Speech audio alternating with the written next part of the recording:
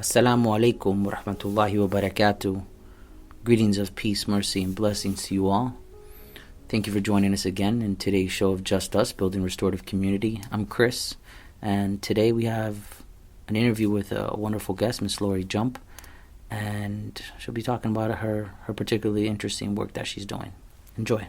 Good afternoon. How are you doing today? I'm good. How are you? I'm doing well. So, Miss Lori, just introduce yourself. Tell me, who are you? Sure. Well, my name is Lori Jump. I am a citizen of the Sault Ste. Marie tribe of Chippewa Indians. I'm a daughter, sister, mother, grandmother.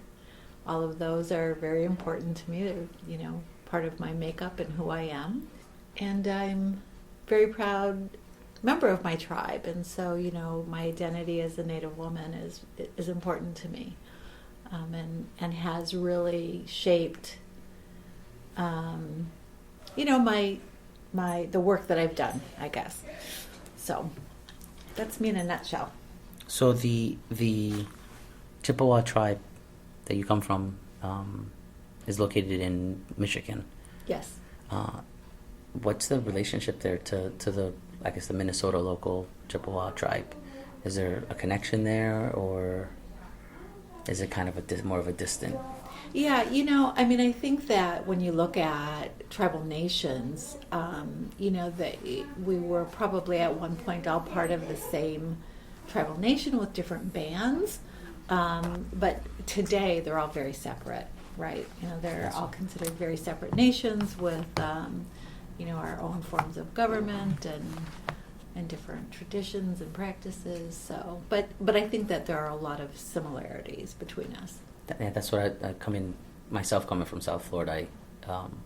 My only first-hand exposure to the Native American peoples were the Seminole or the Miccosukee, and I almost am sad about that. That was my first and only up for so much of my life, because by no means is the realities of the Seminole tribe a reality that's shared by so many other tribes around the nation. For whatever reasons, we can analyze it all sorts of ways. But so even though I learned as I got older, I learned it academically from books of the struggles of the Native American peoples. I never really saw it firsthand. I never knew it firsthand. And it wasn't until I moved to Minnesota that I saw that. How much stronger I think the expression of identity, as you said, you're very proud, right, of being a Native American woman. What does that mean to you? Like, can you just explore a little bit more for me? Like, what does that mean to you? It's funny because when I growing up, obviously I knew I was Native American, right? But I really didn't realize that so many of the things that we did as a family, everybody didn't do. Like, I didn't realize the things we did were because we were Native American. I just thought everybody did it, right? And so as I grew older and started to realize that, man, other people don't do this. It was, I guess it was really shocking to me. You know what I mean? It was like unexpected. And so, I think it's just about the value that Native Americans have for family and community. We look at family as being so much more than just our immediate family, our sibling, family group. It's much bigger than that, in the Anishinaabe way, everybody is your auntie. Every female is your auntie or your grandma.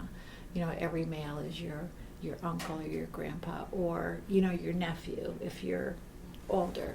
And so I think that's just really important to me, to have that relationship with people and to know they feel the same way about me. It's a way of caring for people that goes beyond what you can sometimes experience in the mainstream population. And it does seem like Western culture has, sort of the Western European culture has lost its family identity and dynamic.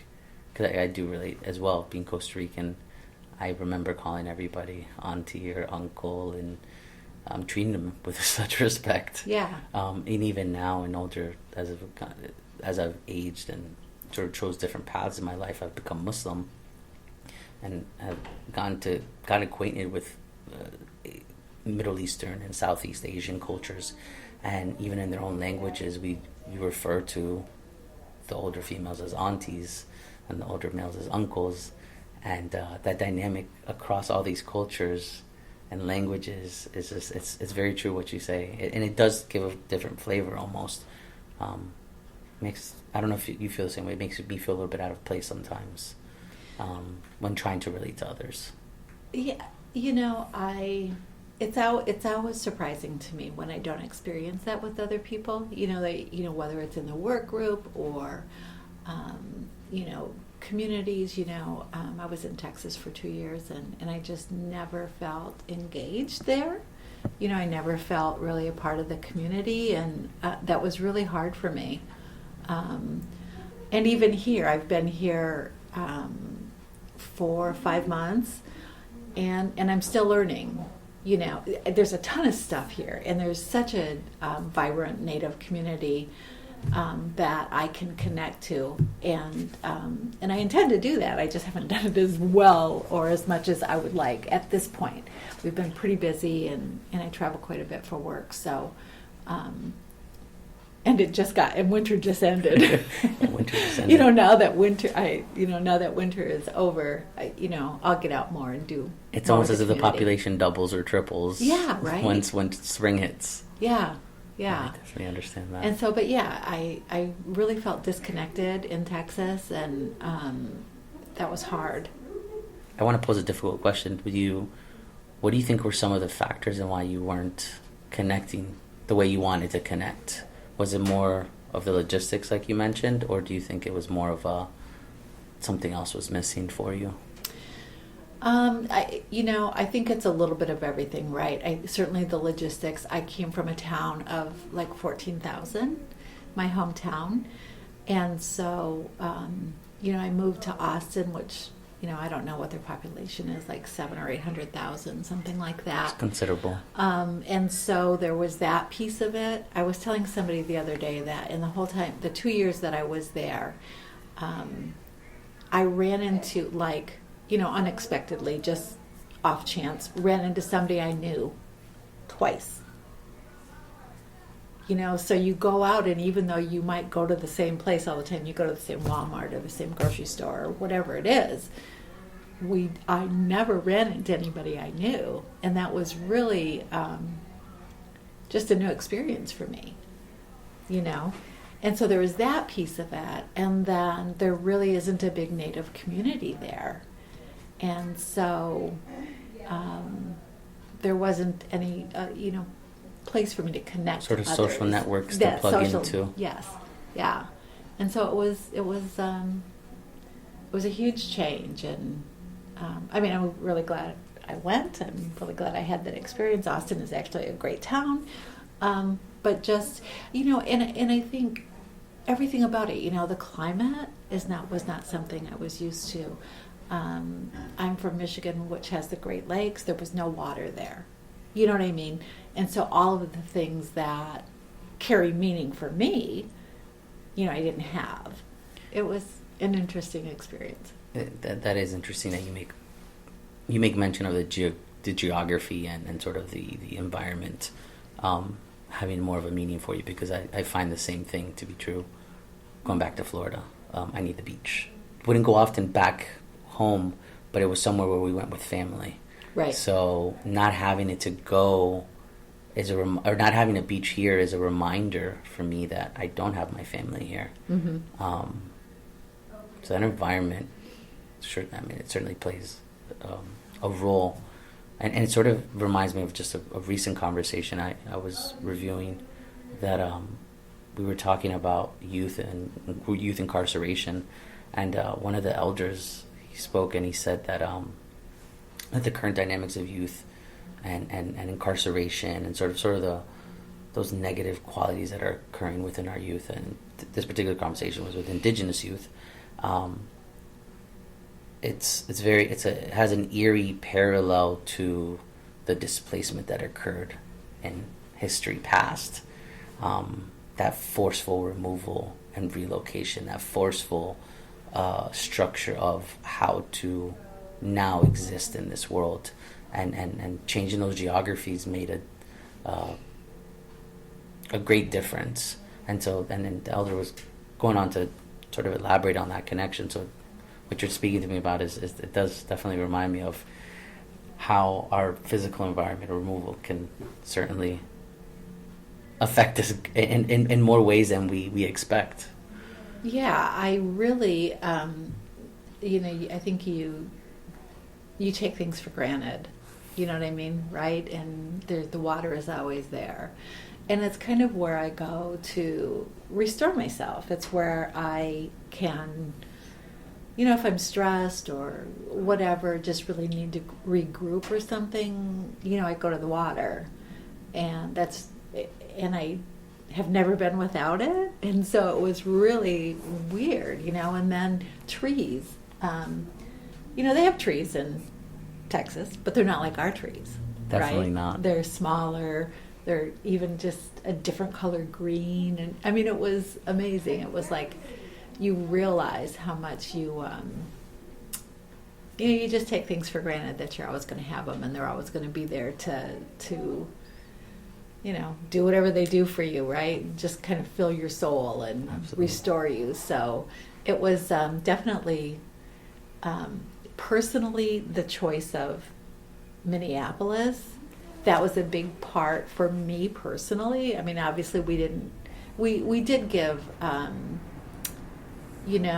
weight to employee preference and things like that. But at the end of the day, it was really about the business kind of end of things and what made sense for where we should be. But for me personally, it was like, oh man, I want to get back to it, something closer to home. Closer to home that looks more like home, that feels more like home, and Makes sense to you. Yeah, for sure. It's crazy. No, it definitely does play a role. I'm wondering, you spoke earlier of being all these roles related to family. What does your family mean to you now? Like I'm not sure if they're close by, or obviously they might be a little bit closer now that you're closer to home, but I'm wondering how you see, what's that dynamic like for you, and not only growing up, but even where you're at now? It's really hard.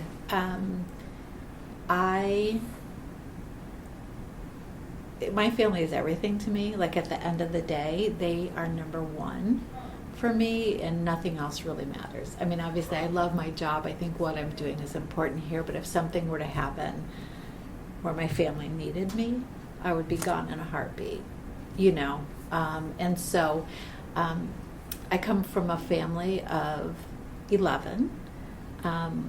My parents, my first brother passed away as an infant. It's not somebody that I knew, but there were a ton of us, and outside of myself, 8 of them still live at home in our hometown, right? And so I have one sister who just moved to Portland, Oregon, but otherwise we're all at home. And so my kids, on the other hand, have scattered a little bit. They are, in the metropolitan Detroit area and Grand Rapids.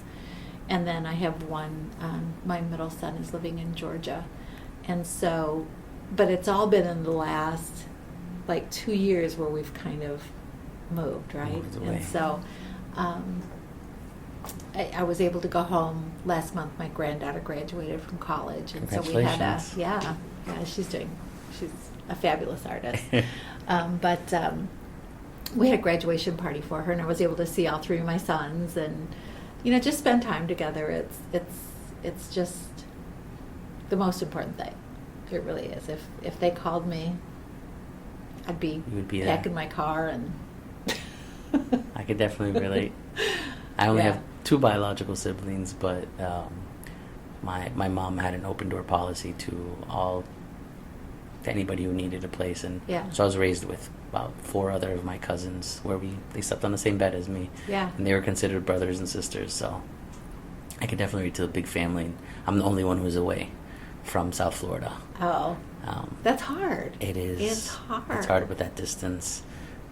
It's almost like you miss. You know they're happy, and so you're happy for them, but not being there to partake in that joy with them, sometimes has a bitter taste from afar. Very Yeah. very bitter. You know, last weekend I was getting ready to travel. I traveled to Albuquerque last week for work, and I have a dog. I have a Yorkie. And, you know, so she's this tiny little dog, and I have a tiny little apartment, and it's just her and I. But my flight was leaving like at 6 o'clock in the morning on Monday. So I took her to the dog sitter on Sunday. Well, Sunday night I was home alone.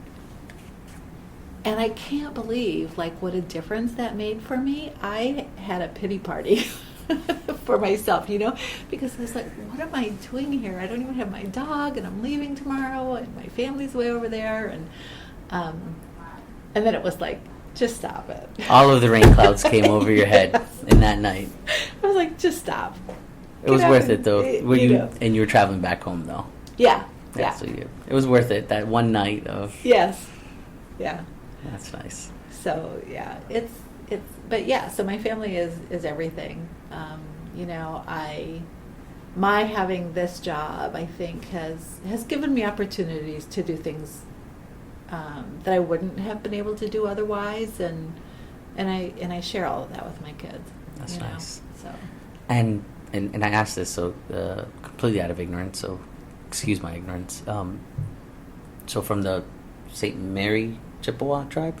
Sault Ste. Marie. Sault Ste. Marie, Chippewa. Is it a patriarchal structure, or is it a matriarchal structure? Matriarchal. Matriarchal? I would say yes. Okay. We have some very strong women who, I mean, obviously we have strong men as well, but we are more of a matriarchal society where we really value what our women bring to the table, and you know, I think our women provide leadership that is respected. And I asked that because my family in particular is matriarchal, and the strong men play their role. I would say their traditional roles of being the providers, but very much the decision makers are the women in our family. So I'm wondering how that has affected how you move forward, particularly given what you do today professionally and whatnot. I'm wondering how that is. There a relationship there? I mean, I think that in the work that I do today, there are very few men doing this work, right? And so the movement really is led by very strong Native women, and I identify with them. You know what I mean? I just have such great admiration for the work of the women around me, and I have really great mentors. But they're all women. You know, not that there aren't men doing the work, there are some, but they're pretty few and far between, which is really sad. You know, and I think we really need to, well, I think in the last, say, 10 years or so, we really have opened that door and have been really asking men to step forward more, and it's becoming more acceptable. But really, if you go to you know, a conference around violence against women, or, you know, vast majority are going to be women that are there, you know. Yeah, that is an unfortunate truth. Yeah. I don't think I've ever found myself at a conference for violence against women. That's a theme that's at the center of most of my work, whether it's harassment mediations or even sometimes the restorative conferences that I do with youth, and exploring some of those issues around youth. Many times that violence against women, against their mothers or their grandmothers, it comes up and it has an impact on the youth. So it's at the core of what I do, I would say, almost on a daily basis. But yeah, I don't think I've ever found myself pursuing sort of those congregations or even those discussions. So and I have never given it thought why not. So you're giving me something to walk away with, and Yeah. why not? I'll tell you what, there's a lot of great work being done here in Minnesota, and if you get an opportunity to participate, I would really recommend it. Okay. I mean, I think that, you talk about restorative work, that's something with tribes. I think that even though we have criminal justice systems, I think that we look at it very much a restorative or holistic way, in dealing with situations, even domestic violence, right? I mean, I think there's always has to be an accountability factor there, but at the end of the day, we want our communities to be whole, and so we have to include everybody. Yeah. And we have to provide opportunities, I think, for healing for everybody. And so it's important to have the men there. Welcome back to Just Us, Building Restorative Community, with myself, Chris, and today's guest, Lori Jump. Enjoy. So I'd shift a little bit. I mean, the conversation sort of leading into that is, we've discussed your field is in violence against women. Tell me a little bit more about, like, what position are you in? What's the organization? What are the details there? Yeah. Where you're at now? Okay, so I am the assistant director for Strong Hearts Native Helpline. Strong Hearts is the first national helpline that targets Native Americans who are experiencing domestic or dating violence. And that can be anybody, right? It can be somebody that's in a relationship. It can be a helper, so maybe a family member that's worried about a loved one. It could be a service provider that's working with a Native American looking for resources. It can be somebody that's actually questioning their own behavior, so it could be somebody that's a perpetrator. And we take calls from across the country. And really try to empower our callers to find the options that are going to meet their needs, right? We're very empowerment based. We're not here to tell people what they should do or shouldn't do, really just try to help them explore their options, increase their safety, determine, what they can do to increase their personal safety. And then at the end of the day, we really want to connect them back to resources in their communities, because we are, our calls are confidential and anonymous. And so even if somebody were to call back, the likelihood of them, getting the same advocate is not great. And so we really have just a kind of a one-shot opportunity to plant some seeds and to help somebody find their safety. So one of the first things we did, we're very new. So we launched 2 years ago. We just celebrated our 2-year anniversary. Congratulations. Wow. Yeah. It's really exciting work to be part of this. But one of the first things that we had to do was to develop a database of Native-centered resources, because the people that are calling us really are looking for that connection back to their community and their traditions. I think they're more comfortable talking to somebody that knows who they are and where they're coming from, right? So we do have a database. Resources in Indian country are pretty thin, but we do our best to connect them back to somebody close to them that can, help them with their situation. If we can't, there are plenty, well, no, I don't want to say plenty because that's, because there's never enough to meet all of the needs, right? No, but there are many more options in mainstream communities, for us to connect them to resources. So if we can't find a Native-centered one, we definitely look at the mainstream programs. And you're able to do that in that single call? Yes. Wow. Yep. I guess my mind is curious as to what that big picture looks like. What kind of volume are we talking about at this stage? So we're pretty new, and I think one of the things that we really have to work hard at is developing that trust with tribal communities, right?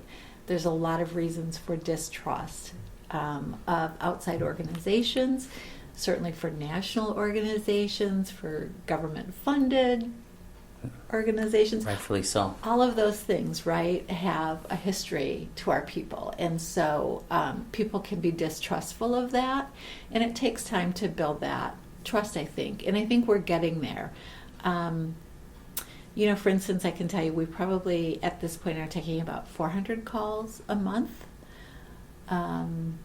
which is good, I think, for being quite so new. I think even one phone call a day even would be, for me, a mark of success. I think not only professionally but personally, having sort of known the dynamics in those situations of violence, to seek outside help is a stretch.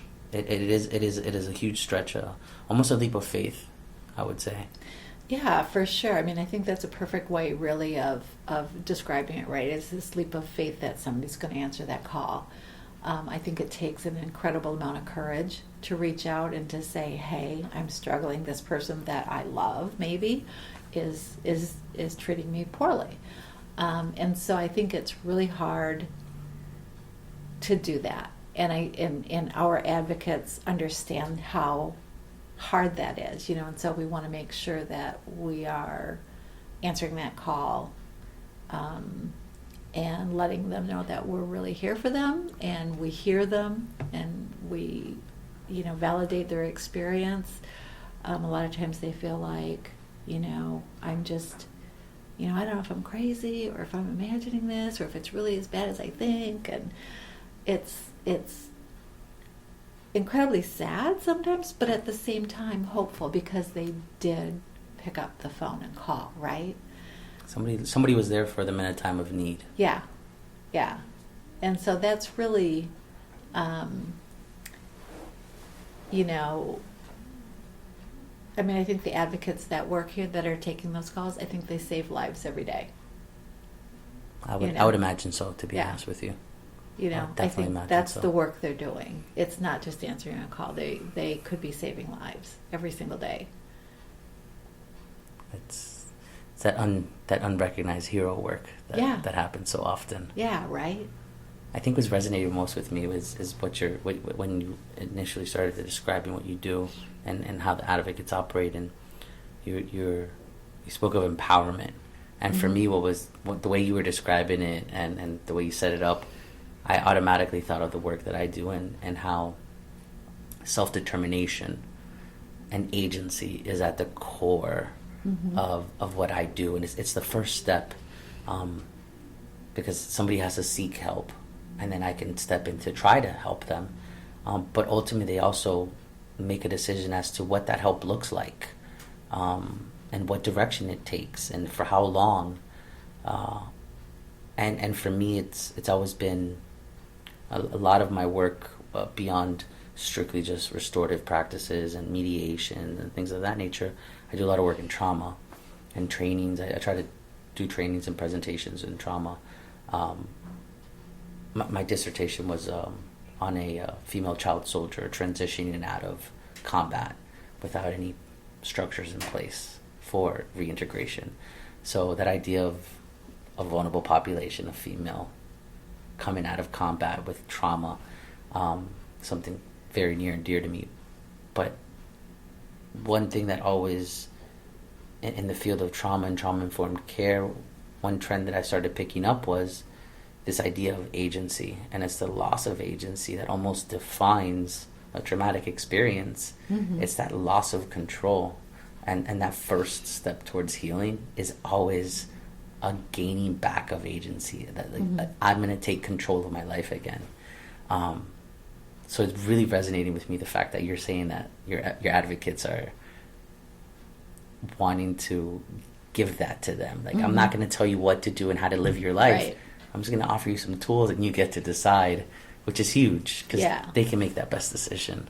They, and I can't cite where I read this at, but all of the studies that have been done, and they say that the PTSD that a woman in a violent relationship experiences is very similar to that of a combat soldier, right? And so you think about how much damage can be done, right, through witnessing war and being there. And that's kind of what a woman in a battering relationship looks like, right? Is that Absolutely. this war is in her home, the place where she should be the safest. And where it's she has her actually the guard most down. dangerous. And so I think that I think really opens eyes, right? When you compare the two, that when it's not me just saying that, it's not just me because this is my field. Researchers have said Absolutely. that they are comparable, and that is almost unbelievable. It is right? almost unbelievable, because the expectations that you should be safe where you expect to be safe at home, and you should feel safe with those that you trust and love the most. But it's those very dynamics that almost make that the most dangerous place where the most damage can be done. Right. Because it's behind closed doors, and it's almost as if nobody's going to come and help. And you have to almost save yourself, unless sort of those extreme situations. But I guess before, so this has been you've been associate director for 2 years. Yes. And what drove you to this? What like sort of what did that path look like for you before that? Yeah, so I got into this work working with domestic violence in my home community, and I kind of fell into the work. I'm not going to lie; I was given some great opportunities by my tribe, and we developed a victim services program. And as we developed it, we started to specialize in domestic violence because that was really what we were seeing the most of, right? And so I worked in my home community for about 26 years. And during that time, I became one of the founders of Uniting Three Fires Against Violence, which is Michigan's tribal domestic violence coalition. Okay. So I helped with that. And one of the things that I mentioned earlier was this disparity in resources. They're just really few and far in Indian country. And so we've talked for years about having a resource like this helpline to fill in the gaps. And that's really what we do is, no matter where you are, we can help you find something hopefully close to you. And if not, at least identify for you what your options are.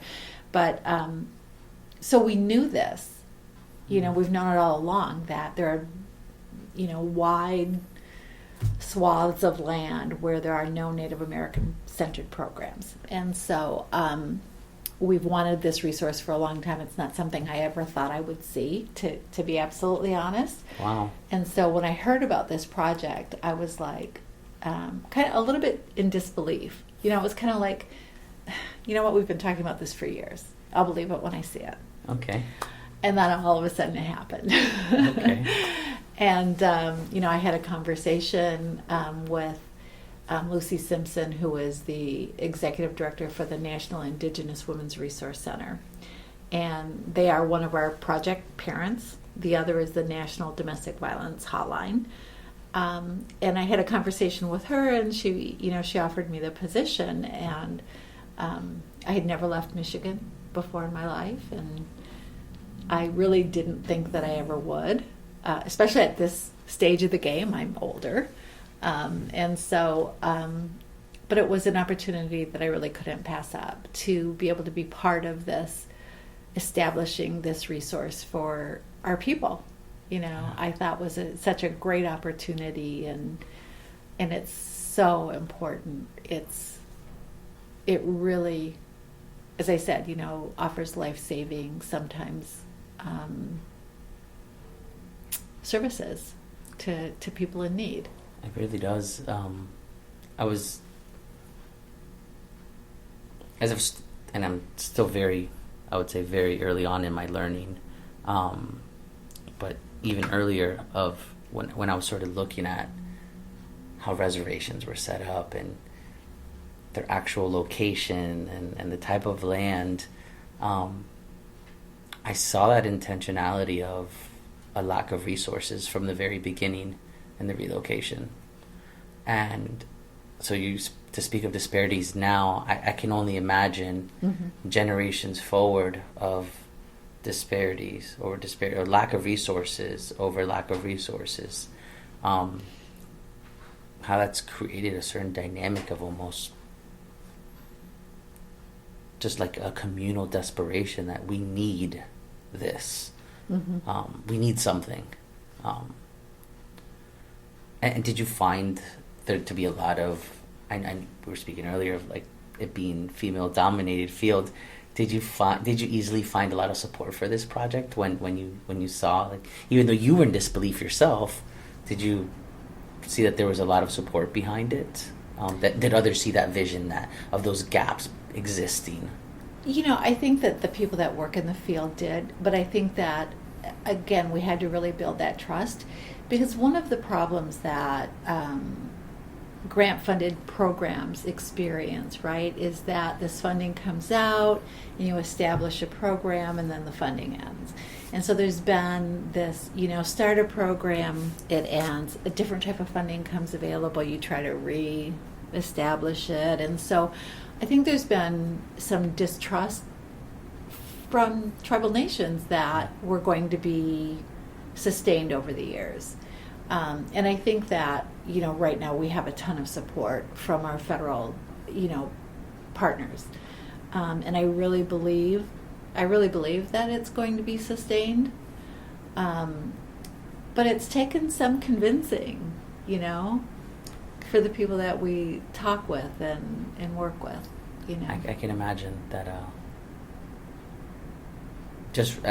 I'm working on a side project on juvenile justice reform, and the first for the judicial districts in Minnesota, and the first one we did was up north, and primarily it's where three of the major reservations are, where White Earth, Leech Lake, and Red Lake are, and the person on the ground doing the recruitment and sort of operations of this project for this listening session with youth was from the Leech Lake tribe, lived on the reservation, was known, was respected, and debriefing after we held the session, one of the major reservations wasn't represented at the session, and so we started to go into it, and it was, he put it flatly, this suspicious approach, a suspicion of systems, especially of government-backed organizations, and because it looks very similar, like, we've seen this before, you're coming in for something. Yeah. So I can only imagine that there is that suspicion and or mistrust and just sort of not knowing what might be, what could be. Right. For years when I was running our tribal program at home, and I'd get national organizations reached out at different times, and I'm ashamed to admit, that a lot of times I ignored those calls or emails. It's like, you don't work in my community. You're not going to work in my community. Why do you want my information? And a lot of times I just didn't respond, and, so now as we were trying to build our database and reaching out to people and them not responding, I get it, because I've been there. Yeah. I've done that. And so our data person, Anna Nicolosi, really had to, she physically called every tribe in the United States. She called That is everybody. impressive. And if you know anything about Indian country, That is very impressive. it was not one phone call, because you called the main number and then they pass you to somebody else, and maybe it's not the correct person, so they pass you to somebody else. And so it took a year. But she did. She physically called every person in the United States, every tribe. Wow, And that is so, impressive. and like I said, multiple calls, because, okay, who are you? What do you want? why are you calling us? Why should we give you our information? You know what I mean? And so she had to really Yeah. overcome that. And she did a fabulous job.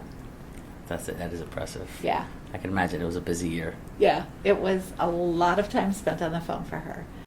Welcome back to Just Us, Building Restorative Community with myself, Chris, and today's guest, Lori Jump.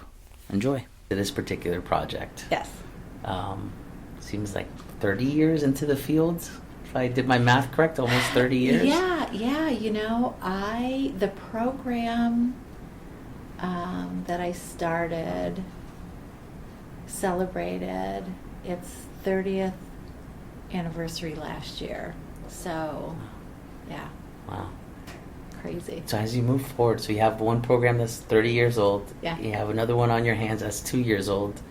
How do you see Strong Hearts moving into the future? You know, right now, we started out as a pilot project, right? And as such, we had a very limited operational hours. So we were Monday through Friday from 9 a.m. to 5:30, right? We didn't take calls on the weekends. We didn't take calls at night. So recently, on our second anniversary, we received enough funding to increase our hours. So we are now 7 a.m. to 10 p.m. every day. But we're still missing, you know, from 10 p.m. till 7. So that's another 9 hours. We probably miss about 30% of our calls during that time period. And it's really important for us that they don't get just we're closed, right? So anybody that calls us during our off hours has an option to just simply by pressing 1, they can connect to the National Domestic Violence Hotline, right? Because we don't want anybody to call and not talk get to an somebody. answer, right? If that's what they choose. So moving forward, you know, we really want to become 24/7. That's Okay. I think it's critical. Okay. The other piece is that at this point we don't have chat services, which I think is really important for reaching our youth, right? It's really, I think our youth Text don't pick up the message. phone, right? They Well, don't text message and call. messaging. It's all instant message, texting, you know, messenger. I could see that. And so I think we're really missing the boat with them. Okay. And so that's our next hope is to establish those services. Because we got to get our kids. Yeah. We got to get to our kids. It's that's the primary reason I got into really just working hard to doing trauma trainings and trauma informed care, and in almost any system that I can step into. It is because of that cycle ends when we stop looking at ourselves and actually look at the children and seeing how can I address this situation. What's happened to me has already passed. What could happen to them could be prevented. Right. So yeah, absolutely. I see that makes perfect sense. Yeah. So that's my hope is that we can increase our funding, so that we can, have somebody here 24/7. Are there any sort of donation lines or website that anybody can donate to? Yeah. If people were interested in a donation, they could go to the website for the National Indigenous Women's Resource Center. So that is www.niwrc.org. Okay. And there's a donate button there.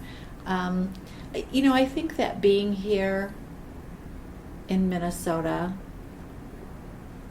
will be good for us in terms of funding. I'm hoping Absolutely. to be able to access additional sources of funding. Absolutely. And so We'll see. I have a couple of connections in my mind that I want to absolutely offer as well. I'm thinking it might help. Oh, perfect. Yeah. Where do you see yourself in relation to Strong Hearts, or is there something else that's piquing your interest, you think, in the long run? I really want to see Strong Hearts on firm ground. It's retirement. I don't think it's something that ever really happens for somebody in this field, because I think you're always doing the work, whether it's on a volunteer basis or whatever. But I do see retirement at some point. I'm an old dog. And so I'm looking forward to retirement, but continuing to work in advisory, or, I'm on the board for Uniting Three Fires Against Violence. Okay. There's a lot of work in Michigan that, as my home state, I'm really interested in the work that's happening there, and so continuing to support that in whatever way I can. But it's interesting because that's where my heart lies as well. I find that I love what I do here every day. I literally just had this conversation with my executive director and all the other staff, and I said, if I wasn't getting what I needed in the office with regards to self-care and just support, I would have gone back to Florida a long time ago, because that's where my heart is. I mean, I love what I do here every day. Right. But I'm also, I would say, even borderline obsessed at this point. For me, it's the reverse. You were doing it from home, started up, and then moved over. For me, I came from Florida to Minneapolis to do this work, and now I'm borderline obsessed with taking a community mediation model, one that's, the community mediation historically is seen as coming at a variety of different roots, but one of them, at least within the American context, is within a Civil Rights Act. There's wording that says, provide resources and support for communities to solve their own disputes, because it disturbs the peace otherwise, and that these things should be confidential.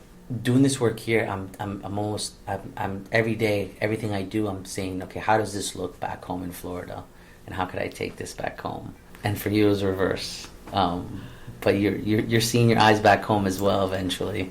Probably one of the biggest reasons I say that I was in Albuquerque last week, and I spent some time with actually the state administrator for Michigan. Wow. And just talking about how they're improving the funding for tribal nations in Michigan and what they're doing. And it's really exciting, because a lot of the state funding tribes were not eligible for. And it really has been the work of the Tribal Coalition that has kind of, encouraged the state to make some changes. And they're making those changes. And so that's really exciting to me, and just wanting to work. Not all of the tribes are at the same level, I would say, and have the same capacity to write those grants and manage them. And so what I talked to her about was actually, it would be great. They have a woman there that's working part-time as a tribal liaison kind of position, and she is one of the most fabulous people you will ever meet in your lifetime. And she has the most gentle spirit, and she's one of my biggest mentors. But she's part-time, and it's like, you really need to make, not particularly for her, I wouldn't, because she's an older woman as me. She's an elder, and it's like she's stretched thin. But you really need to replicate that. You need to get a full-time position, somebody that's dedicated to bringing those tribes along, right? To getting them to where they have the capacity building to do that capacity that, right? for them. And so that would be in a really exciting position. But like I said, I'm really dedicated to making sure that this organization is really on firm ground. On firm ground. You made mention of something, and it just made a link in my head about different tribes are at different places. And, and sort of in my practice, it's, restorative. We see that we're relational, that we're always in community with each other. And communities are in community with each other as well. Right. And this might be a big question. It can go unanswered. But how do you see the relationship, or maybe the responsibility between the tribes, being that they're such at different places? Do you feel there's a lack of connectedness amongst tribes across the United States, particularly on these issues, or do you feel like there should be some responsibility in sort of helping each other build up? Yeah, I don't think it's not being on the same page. I really do think it's an issue of capacity. And I do believe that tribes have a responsibility to help each other. We live in this world, right, with our feet in two different, one foot in, our cultural and traditional ways, right, and one foot in mainstream America. and they're very, very different. And Absolutely. in the mainstream American side of us is we're placed in competition with each other, Yeah. right? These grants are primarily competitive. And if you have the capacity, if you have somebody that can write a grant, they'll have a better chance of getting one than this tribe that's just starting. And so I think it's not just tribes that have a responsibility to each other, but I think it's also, there's a trust relationship between tribes and the federal government. And I really believe that the federal government has a responsibility to help tribes meet that capacity, right, to reach that. And so, I see it from all angles, right? Absolutely. Absolutely. I think the state has one. I think, but at the end of the day, I really believe tribes need to help each other. Yeah. That's who we are as people. Yeah, we're not competitive. No, and that's what I was thinking about, because being at different stages of capacity and knowing that grants are competitive, I'm in a nonprofit, and that's our reality as well. Yeah, right. And it does not feel good to feel like you're competing with your colleagues, and knowing that it's almost that zero sum, where if I win, they don't. Mm-hmm. And it doesn't feel good. And I would rather collaborate so that we all win. That's how it should go. That is how it should go. And I think you see some of that. Tribes do come together in different organizations, whether they're regional or statewide, some national organizations, and they do advocate for each other at those levels. Okay. Which is good. Yeah. So there is some of that, but you start talking about grant dollars and people. It's rough. It's hard to see that because, like you said, if I get it, somebody else isn't. It becomes an existential crisis for the organization, for the tribe. You need that. You need to keep going with that work. Yeah.